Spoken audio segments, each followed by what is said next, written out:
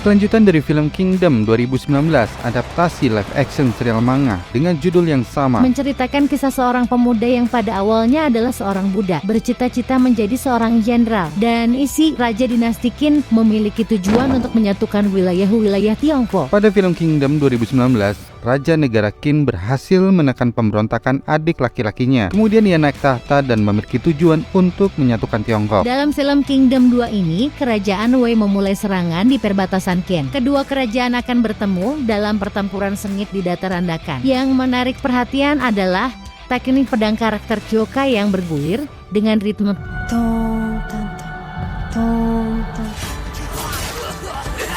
tampil indah dan mencekam.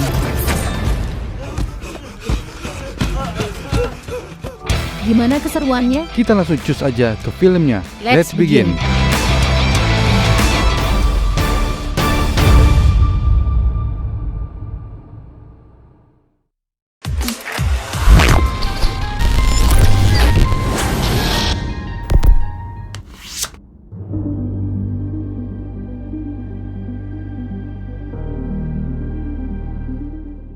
Di awal cerita, Issei, Raja Negara Qin yang sedang berada di ruangan utama kerajaan, diserang oleh dua orang penyusup yang ingin membunuhnya. Kemudian, masuklah pasukan penjaga dan melindungi sang raja. Namun, pasukan kerajaan dapat dikalahkan dengan mudah oleh kedua penyusup tersebut. Di saat yang genting, muncullah Shin dan Karyoten menolong dan melindungi Issei, raja dari dinasti Qin. Kedua penyusup itu dapat dikalahkan. Karyoten adalah teman seperjuangan Shin dari suku pegunungan.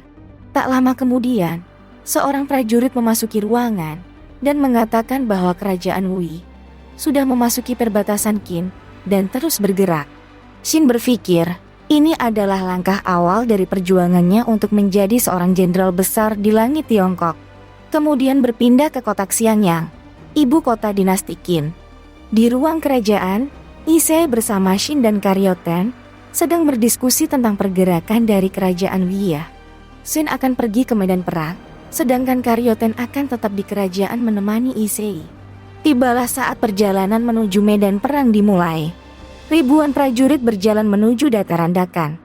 Disitulah Shin bertemu teman-temannya dahulu saat di desa. Di istana kerajaan, Issei sedang mengatur strategi untuk menghadapi kerajaan Wei bersama para menteri kerajaan. Menteri kerajaan Shao Bunko mengatakan bahwa kemungkinan ada salah satu dari 6 jenderal kerajaan Wei yang memimpin dalam penyerangan. Dan itu akan sulit untuk mengalahkan kerajaan Wei.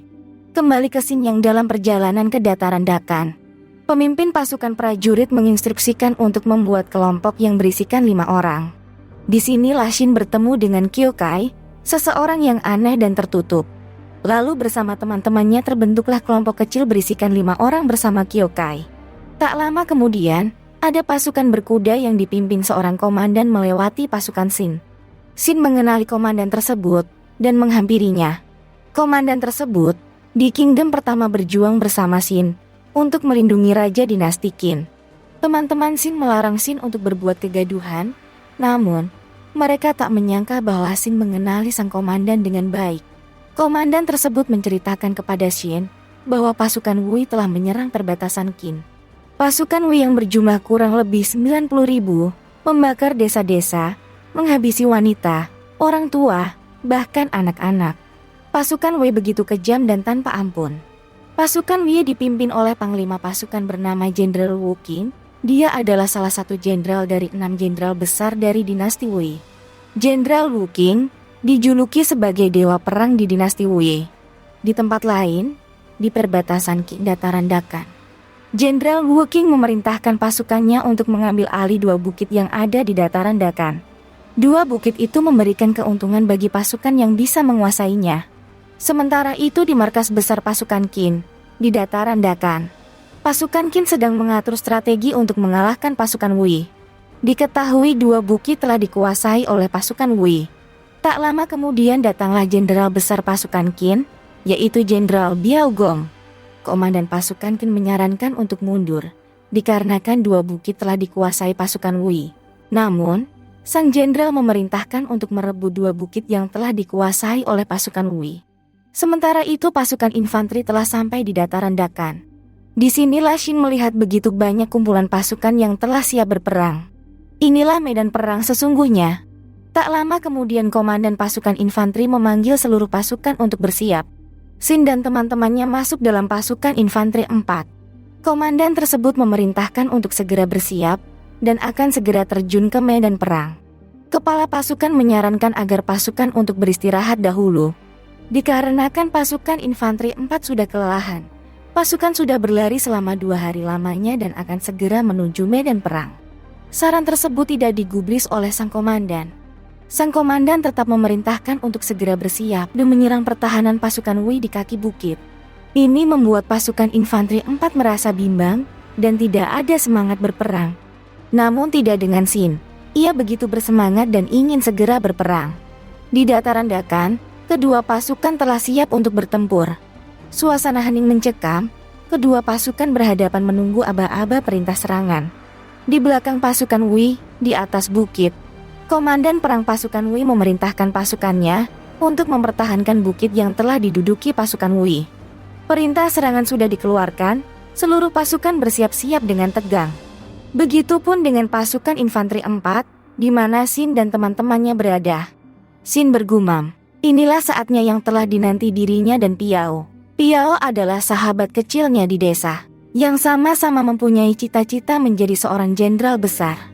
Namun Piao telah gugur demi melindungi Issei, sang raja dinasti Qin, pada Kingdom 1. Di sebelah kiri, Kyoka yang mendengarnya merasa penasaran dan melihat Shin dengan penuh tanda tanya. Perang dimulai. Sang komandan memberi aba-aba untuk menyerang. Dengan penuh semangat membara, Shin melesat maju paling depan, dengan kecepatan penuh menuju pasukan Wei. Teman-temannya berteriak memperingatkan Shin untuk tidak maju sendirian. Di sisi pasukan Wei, komandan pasukan Wei melihat Shin yang paling terdepan itu segera memerintahkan pasukannya untuk menghabisi Shin yang konyol, karena maju ke medan perang yang paling terdepan. Namun, alangkah kagetnya teman-teman Shin dan pasukan Wei melihat Shin melesat dan melompat menembus masuk pasukan Wei dengan hentakan dan menghempas pasukan Wei.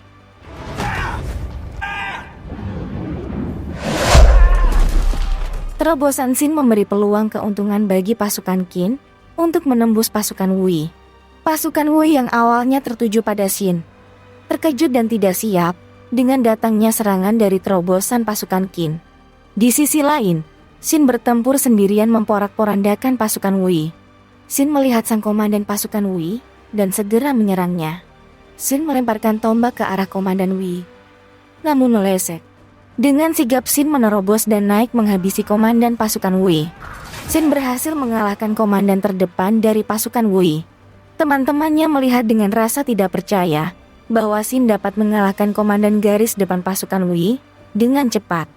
Di sisi lain, markas pertahanan komandan pasukan Wei, Komandan Gong Yuan. Prajurit Wei mengatakan kepada Komandan Gong Yuan bahwa pertahanan depan telah bergeser dengan cepat secara tak terduga. Prajurit tersebut menanyakan komandan, apakah perlu bantuan pasukan khusus untuk membereskannya. Komandan Gong Yuan menyetujuinya. Tak lama kemudian, Shin melihat sesuatu bergemuruh menuju lokasi pasukannya. Shin merasa ini adalah sesuatu keanehan yang berbahaya. Dan secara tiba-tiba, pasukan Wei mundur serentak. Shin segera berlari dan berteriak memberitahu kepada teman-teman dan pasukannya untuk segera lari dan mundur. Asap tebal dan suara gemuruh semakin mendekat. Ternyata, wuhan pasukan kereta perang berkuda melesat mendobrak dan memporak-porandakan pasukan Qin. Shin dan teman-temannya yang selamat dari serangan itu merasa bingung dan ketakutan. Mustahil mereka bisa menang melawan kereta perang pasukan Wei. Serangan tadi adalah gelombang pertama dan akan ada serangan gelombang berikutnya. Di markas pasukan Qin, seorang prajurit memberitahu kepada Jenderal Biao Gong bahwa pasukan infanteri 4 telah porak-poranda oleh kereta perang pasukan Wei dan menyarankan untuk menurunkan pasukan bantuan. Namun, Jenderal Biao Gong memerintahkan untuk tetap menunggu dan melihat pergerakan selanjutnya. Hal ini membuat semua para komandan dan prajurit pasukan Qin merasa bingung dengan kepemimpinan Jenderal Biao Gong. Kembali ke medan perang, Shin dan teman-temannya merasa ketakutan dan putus asa untuk menghadapi serangan kereta perang selanjutnya. Di saat yang genting tersebut, Kyokai memberi saran untuk segera membuat penghalang dari tumpukan mayat. Dengan segera mereka membuat penghalang untuk berlindung dari tumpukan mayat. Di sisi lain, para komandan pasukan Qin merasa bingung karena belum ada tanda-tanda untuk bergerak. Gelombang serangan kereta perang pasukan Qin datang. Shin membawa bendera mundur untuk mengelabui pasukan kereta perang pasukan Wei. Melihat itu, pasukan Wei menambah kecepatan kereta kudanya dengan kecepatan penuh untuk menyerang. Namun, setelah mendekat, alangkah kagetnya mereka, ada banyak tumpukan penghalang. Tidak terelakkan, sebagian besar kereta perang pasukan Wei hancur, terkalahkan. Di markas pertahanan komandan pasukan Wei, sang komandan berargumen bahwa Jenderal Qin yaitu Jenderal Biao Gao tidak mengerti akan taktik perang. Kemudian, komandan tersebut segera memerintahkan seluruh pasukannya untuk turun bukit dan menyerang pasukan Qin yang tersisa. Di markas pasukan Qin, para prajurit melaporkan kepada Jenderal Biao Gao bahwa pasukan infanteri sudah habis terbantai. Namun, ada sekelompok kecil yang masih tersisa pada pasukan infanteri 4 dan mampu mengalahkan pasukan kereta perang kerajaan Wei. Para komandan pasukan Qin menyarankan kepada Jenderal Biao Gao untuk segera mundur. Namun, sang jenderal memberikan perintah untuk menunggu dan melihat pergerakan selanjutnya dari pasukan infanteri 4. Keputusan ini membuat bingung para komandan pasukan Qin, namun mereka harus tetap menurutinya. Di medan perang, pasukan infanteri 4 terdesak oleh serangan dari pasukan Qin. Di kejauhan, para komandan pasukan berkuda Qin melihatnya dengan tegang dan tetap menunggu perintah dari Jenderal Biao Gao. Di kerajaan Qin, Shou Bunku melaporkan kepada Raja Dinasti Qin bahwa pasukan terdepan Qin sebagian besar telah habis terbantai. Raja Ise tertegun mendengar berita tersebut. Karyoten yang mendengarnya pun hampir tak percaya. Dirinya sangat mengkhawatirkan keselamatan Shin.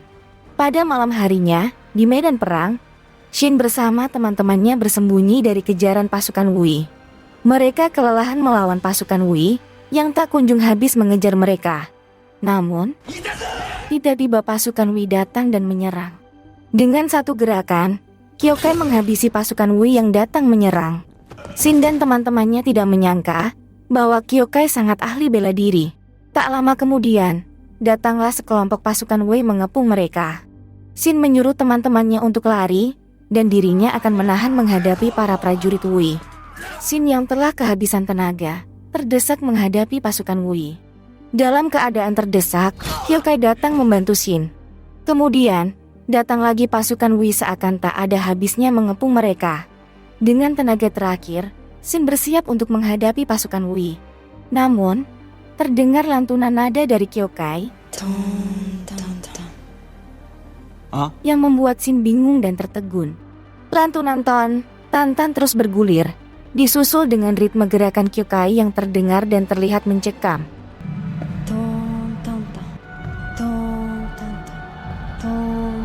Dalam sekejap satu gerakan, Kyokai mampu menghabisi beberapa prajurit Wei. Dan dalam gerakan selanjutnya, membuat kocar-kacir pasukan Wei. Shin melihat pertarungan tersebut tertegun tanpa bisa mengucapkan apa-apa. Dirinya merasakan teknik pedang Kyokai yang bergulir dengan ritme Tan tampil indah dan mencekam.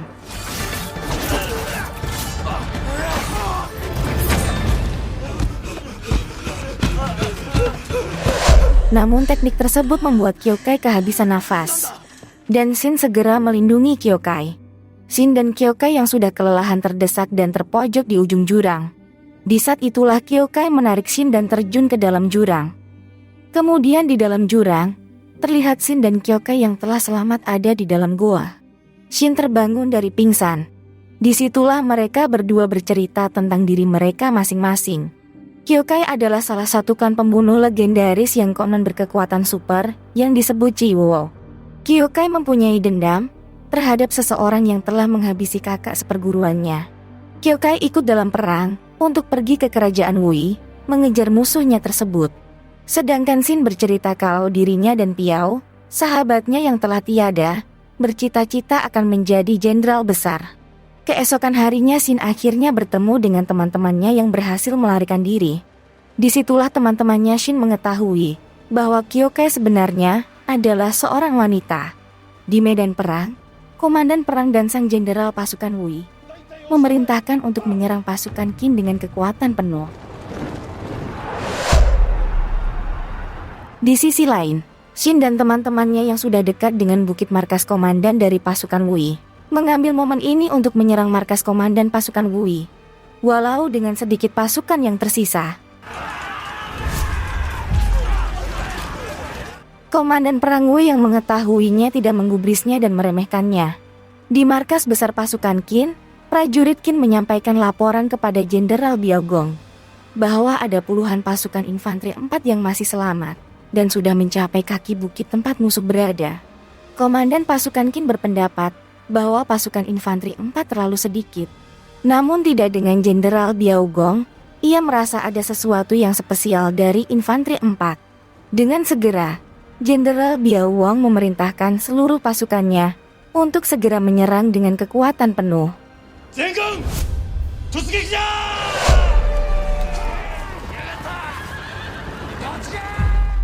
Di kaki bukit, Xin dan sisa pasukan infanteri 4 yang kalah telak jumlahnya terdesak dan terkepung.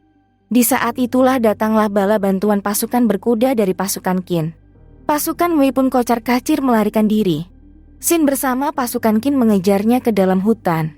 Pasukan Wei yang tidak menyangka datangnya pasukan Qin pun dapat dikalahkan. Pengejaran pun dilanjutkan.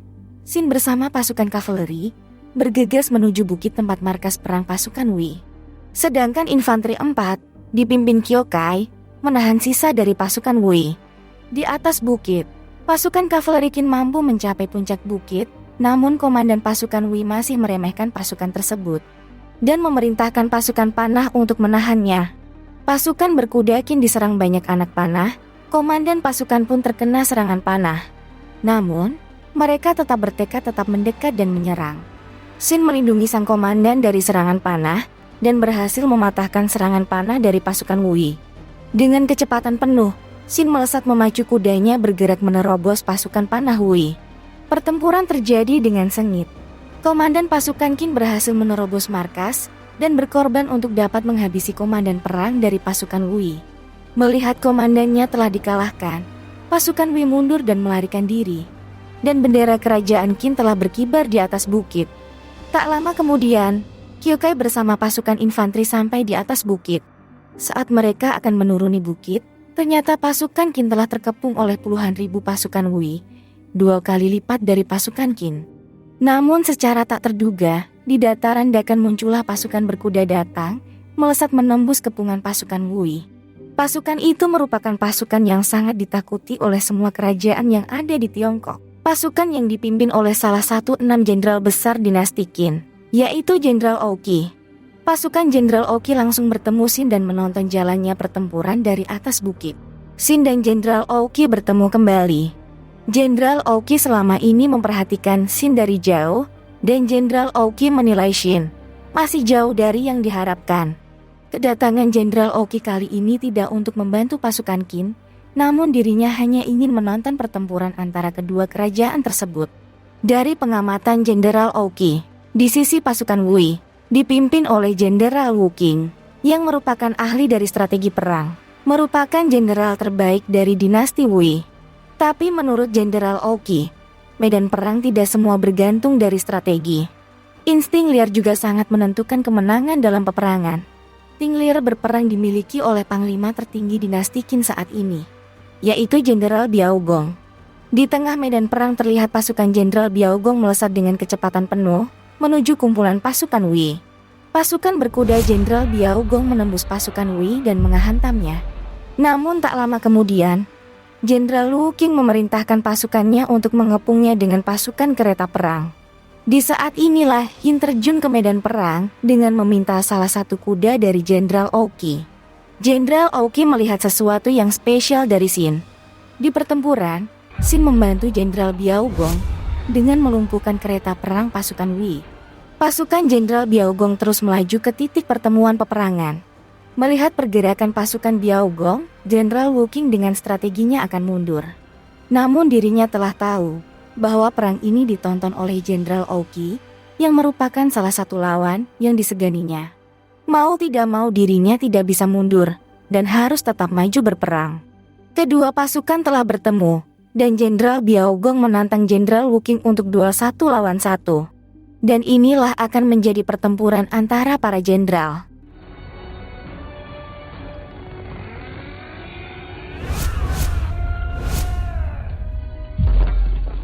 Pertempuran duel tersebut dimenangkan oleh Jenderal Biaogong. Kemenangan ada di pihak dinasti Qin. Hal ini menjatuhkan mental dari pasukan Wei yang 2 kali lebih banyak dari pasukan Qin. Setelah kehilangan Jenderal Wuking, pasukan Wei tidak punya pilihan selain menyerah. Pertempuran telah selesai, semua pasukan bergegas untuk kembali ke ibu kota dan masing-masing desa. Begitu pula dengan Kyokai, ia melanjutkan misinya untuk membalas dendam. Shin menemui Kyokai saat Kyokai akan pergi. Shin bercerita kepada Kyokai bahwa dirinya akan terus berlatih dan akan menjadi seorang jenderal suatu saat nanti. Shin kembali ke ibu kota dan bertemu dengan Issei dan Karyaten di istana. Karyaten sangatlah mengkhawatirkan akan keselamatan Shin dan merindukannya. Karyaten mengatakan sudah memutuskan bahwa dirinya akan pergi ke medan perang juga. Dirinya akan menjadi seorang ahli strategi terbaik untuk menemani Shin berperang. Beberapa hari kemudian, di istana dinasti Qin, diumumkan bahwa Shin akan menjadi seorang komandan. Ini adalah satu langkah untuk menjadi seorang jenderal besar. Seorang budak diangkat menjadi seorang komandan dalam satu pertempuran. Dan tentunya itu adalah suatu pencapaian yang luar biasa. Banyak petugas dan prajurit yang merekomendasikannya. Salah satu menteri yang bernama Ji Yesi melaporkan bahwa dirinya telah menyelidiki siapa dalang dari penyerangan terhadap sang raja. Ternyata adalah orang dalam istana, yang tidak lain adalah Lu Buwei. Lu Buwei adalah Perdana Menteri dari dinasti Qin. Tak lama kemudian, datanglah Lu Buwei bersama kedua orang kepercayaannya, Sohei dan Mengu. Mereka menghadap sang raja dan memberi salam. Lu Buwei adalah musuh dalam kerajaan, dan merupakan halangan besar bagi Issei untuk mewujudkan tujuannya menyatukan Tiongkok. Di akhir film, memperlihatkan Shin yang datang ke istana Jenderal Oki. Shin akan dilatih di bawah Jenderal Oki. Dan Shin sangat bersemangat. Film pun berakhir. Terima kasih sudah menonton alur cerita film Kingdom 2 To The Far Land di channel YouTube Movie Gun.